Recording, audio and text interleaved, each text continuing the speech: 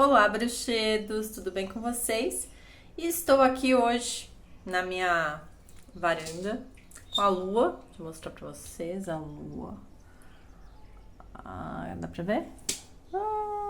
Lá. Aí. E nós estamos aqui pro nosso Witchbook Club do mês de fevereiro. Eu escolhi para o mês de fevereiro uma saga. E essa saga é de Eric o Vermelho. É deste livro aqui, que no outro Witchbook Club a gente contou uma história, né? Que era do outro livro, são 2 livros. E esse aqui é o de mitos e sagas, aquele é o de lendas e histórias, acho que é isso. E antes da gente ir para a história de Eric, eu achei interessante aqui na apresentação que eles falam sobre os mitos e as sagas, né? Então eu vou compartilhar aqui com vocês. Então assim, acho que eu falei no outro vídeo, mas eu vou repetir, né? Muitas histórias são feitas nessas regiões da Islândia, da Noruega e etc. Eles são grandes contadores de histórias. E muitas das histórias que nós temos até hoje vêm de lá. Inclusive, eu tenho curso, né, de roteiro. E como é que fala?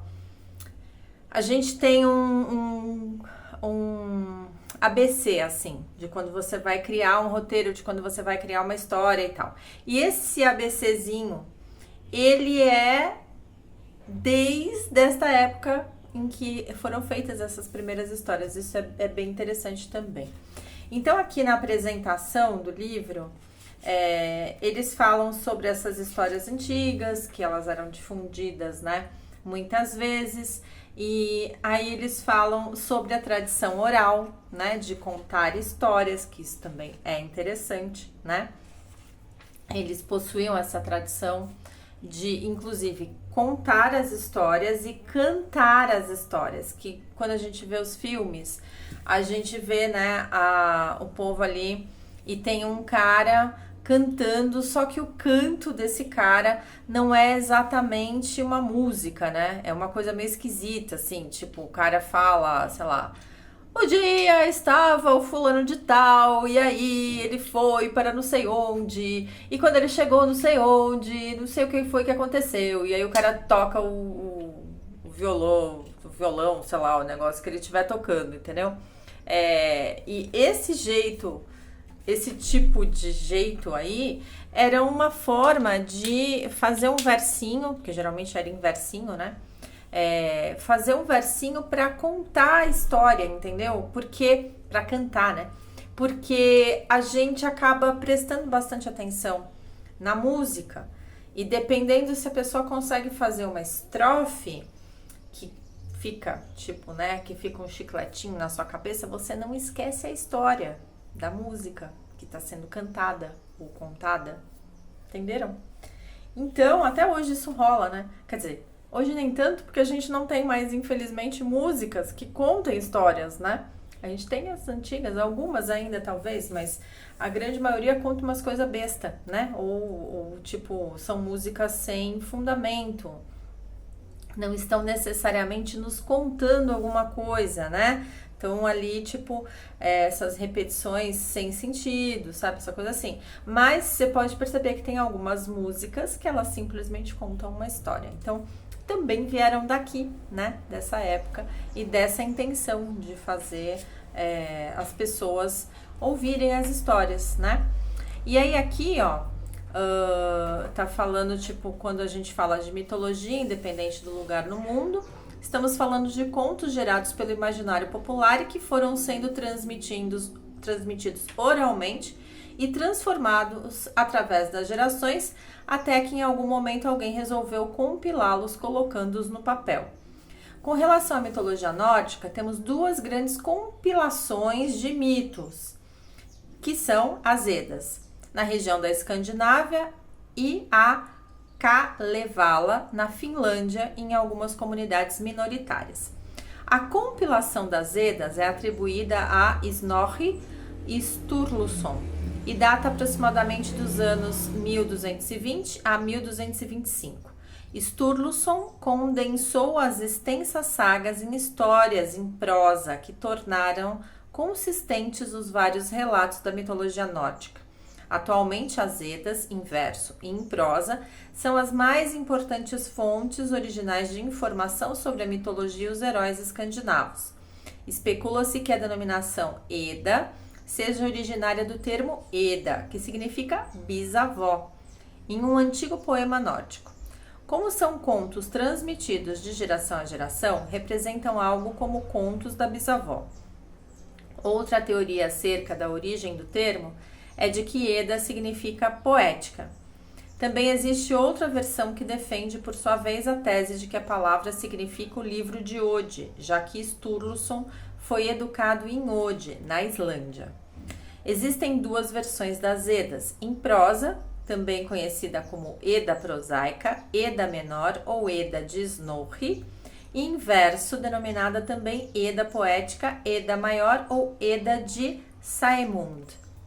Já a Kalevala foi compilada por Elias Lönnrot no século XIX e é tida como a épica nacional da Finlândia e da Carélia.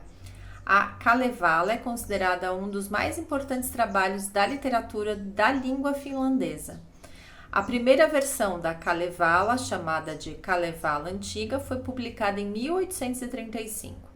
A versão mais conhecida atualmente foi publicada pela primeira vez em 1849 e consiste em 22.795 versos, divididos em 50 runot ou cantos. Ainda na esfera da tradição popular, os nórdicos são famosos por suas sagas. A palavra saga vem do nórdico antigo e significa o que é dito ou contado. A grande maioria das sagas a que temos acesso tem origem na Islândia, ainda que também existam algumas originárias de outros países escandinavos. Diferentemente dos mitos, as sagas não contam histórias de deuses, e sim de atos heróicos praticados por humanos. Atualmente, o conceito de saga sofreu alterações e uma série de livros ou uma história longa com muitas aventuras também é conhecida como saga, distanciando-se do significado original. Nesse volume, daí a gente vai encontrar interessantes mitos e sagas dos povos que viveram nessa região gelada e distante do planeta, traduzidos em linguagem acessível para todos. Muito que bem, vamos então a Eric o Vermelho.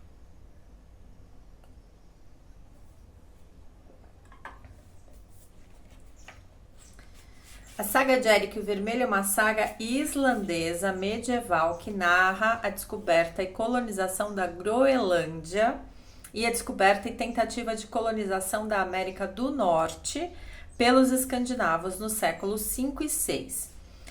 O nome dele era Eric Thorvaldsson, o que quer dizer que o pai dele, quando deu o nome dele de Eric Thorvaldsson, ele fez uma homenagem a Thor. Todos os nomes terminados em son significam filho de. E nesse caso é filho de Thor e filho de Orvaldsson, que deve ser o nome do pai dele. Eles tinham, lá a consciência de que eles eram descendentes dos deuses, tá? Os deuses da religião nórdica seriam os primeiros habitantes daquele lugar. Então, eles acreditavam que os seres vivendo em Midgard, né, que é onde nós estamos, no lugar onde nós vivemos, é chamado de Midgard. Então, nós seríamos descendentes de algum, quer dizer, nós aqui não, né? Eles lá eram descendentes de algum desses deuses que habitou aquele lugar, tá? E aí, no caso, a família dele provavelmente acreditava ser descendente do deus Thor. Então, por isso que vem ali no segundo nome, né? O Thor. E ele o Eric foi um dos mais famosos vikings da história, citado nas tradicionais fontes medievais e sagas islandesas. Eric era citado como Eirikir Haudi islandês ou Eirik Haude norueguês, que em português quer dizer Erik o Vermelho. Então esse é um atributo que ele recebeu depois, um apelido, um nickname, né? Porque ele era ruivo e ele tinha o cabelo e a barba ruiva. Então também vai aparecer ele como Erik o Ruivo.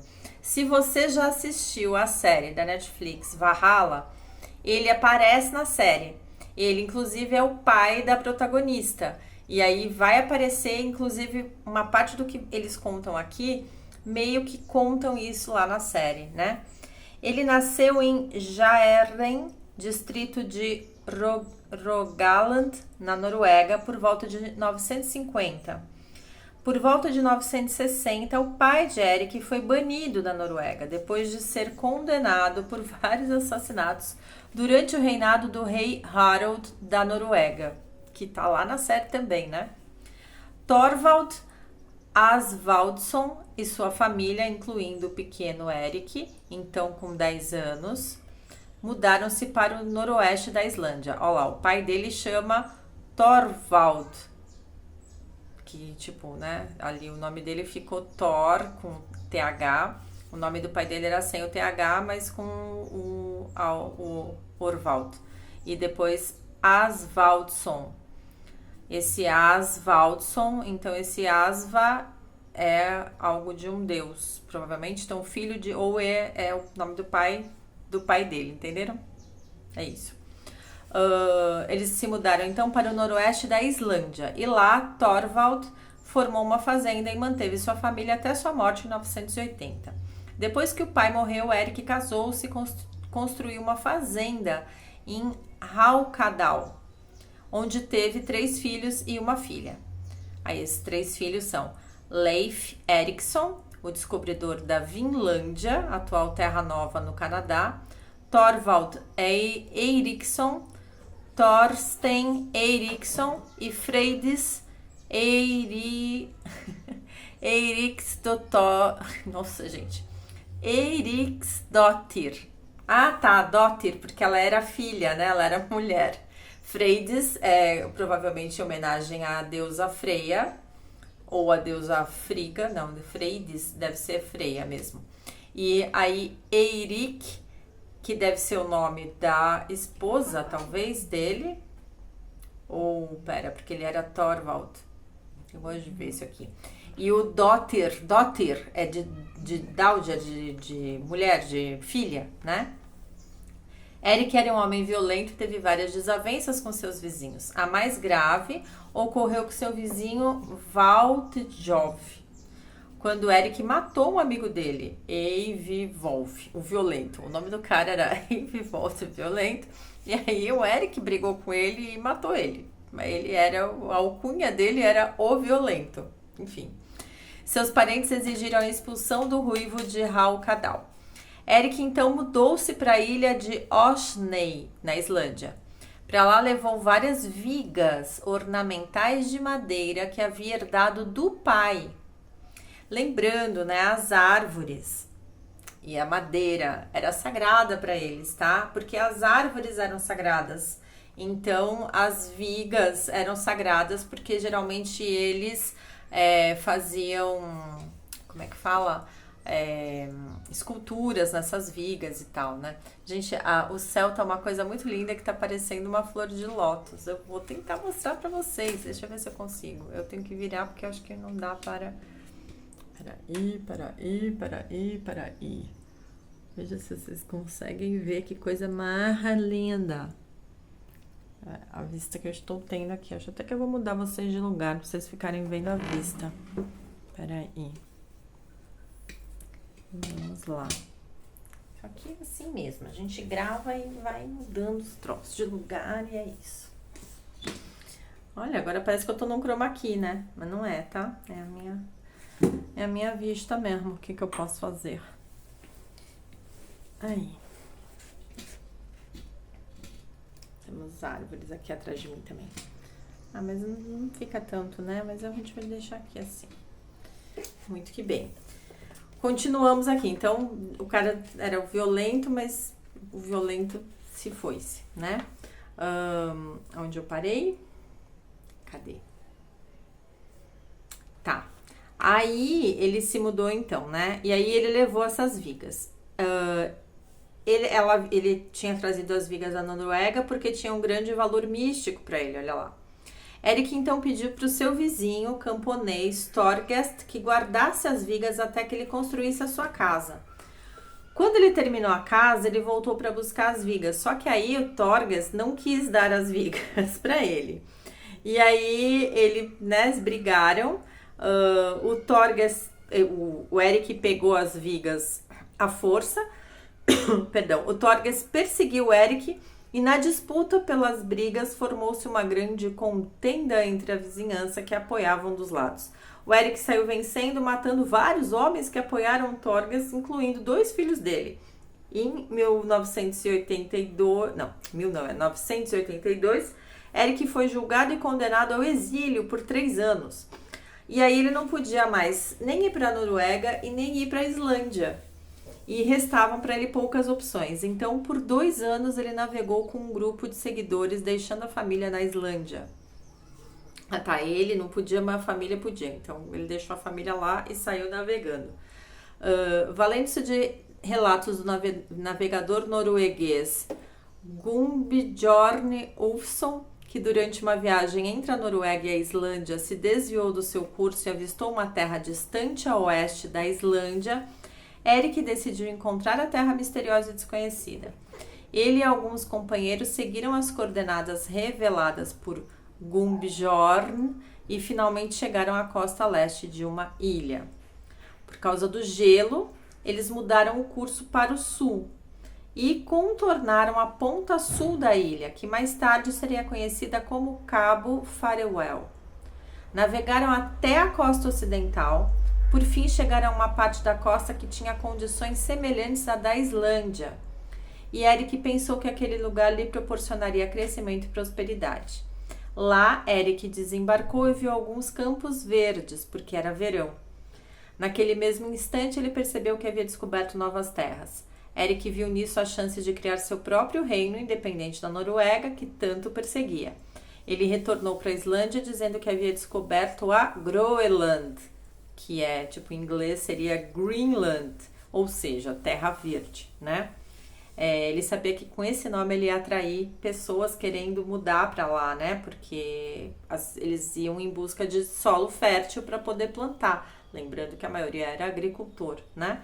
E era disso que eles viviam. 4 anos mais tarde, em 1986, ele finalmente conduziu uma esquadra de 25 navios até a Groenlândia, levando cerca de 700 pessoas, incluindo mulheres e crianças, além de utensílios domésticos, gado e cavalos. Lá ele se radicou na região sul, que foi conhecida como Colônia Oriental, por ser mais perto da Europa. E fundou a cidade de Guardar e a vila ou fazenda de Brattahlid, da qual Eric se tornou chefe. Aos poucos foram chegando mais pessoas e a Groenlândia foi sendo povoada.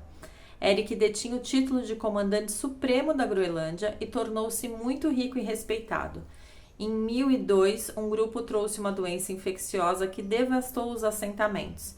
A epidemia matou muitos dos habitantes até infectar o próprio Eric o Vermelho, que morreu durante o inverno de 1003. Eric foi sucedido no governo de Brattahlid por seu filho Leif Erikson, que teve de desistir do seu empreendimento marítimo, Vinland, para suceder o pai. Então é isso. Eric o Vermelho, na verdade, foi o fundador da Groenlândia, né? Lá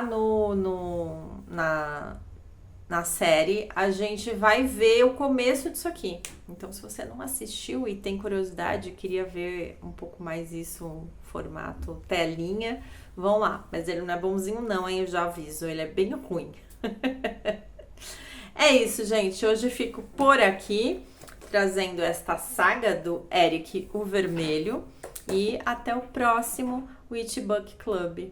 Se você tiver algum mito, alguma coisa que você queira me sugerir para trazer aqui para vocês, deixa nos comentários. Lembrando que Durante esses primeiros meses do ano, eu vou trazer mais coisas sobre mitologia, sagas e lendas nórdicas, porque nós estamos iniciando a nossa jornada rúnica de 2025, né? E as primeiras aulas, elas falam um pouco sobre mitologia, sobre a população mesmo, né? Porque são aulas de ambientação. Nós vamos iniciar a jornada no comecinho de março. Então, se você tem vontade de fazer, tem curiosidade em conhecer mais as runas e tiver disposição para vir com a gente nessa jornada, deixa aqui também nos comentários e aí a gente conversa, tá bem? Um beijo para vocês, Bliss the Bee, e fiquem aí com a vista e com a lua. É isso aí.